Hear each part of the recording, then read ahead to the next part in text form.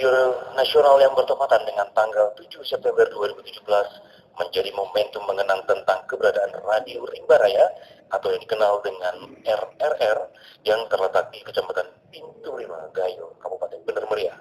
Radio ini dianggap penting dalam perannya sebagai penyuara kemerdekaan Indonesia bahwa Indonesia masih ada pada masa penjajahan melawan Belanda. Berikut laporan selengkapnya. Salah satu bukti sejarah kemerdekaan Republik Indonesia pertama kali dipublikasikan kepada dunia melalui pemancar dari dataran tinggi Gayo, yakni Radio Rimba Raya yang terletak di Desa Rimba Raya, Kecamatan Rimba Gayo, Kabupaten Bener Meriah. Keberadaan Radio Rimba Raya dianggap mempunyai peran besar, di mana Radio Rimba Raya bersama satu radio lainnya yang berada di Yogyakarta pernah menjadi penyuara bahwa Indonesia masih ada pada masa penjajahan Belanda agresi kedua. Nama Rimba Raya tersebut berasal dari bahasa Aceh atau dalam bahasa Indonesia adalah hutan belantara.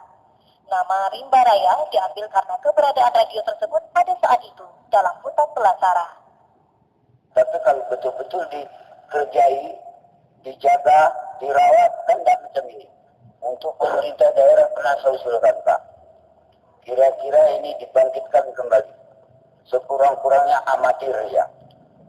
Radio amatir macam di kantor Bapak Bupati tadi. Karena satu-satunya ikut memerdekakan Indonesia, Pak. Supaya merdeka kita.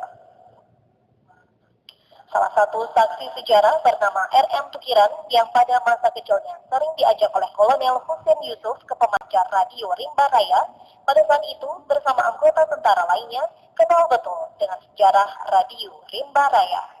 RM Tukiran juga memperlihatkan surat resminya tubuh Radio Rimba Raya.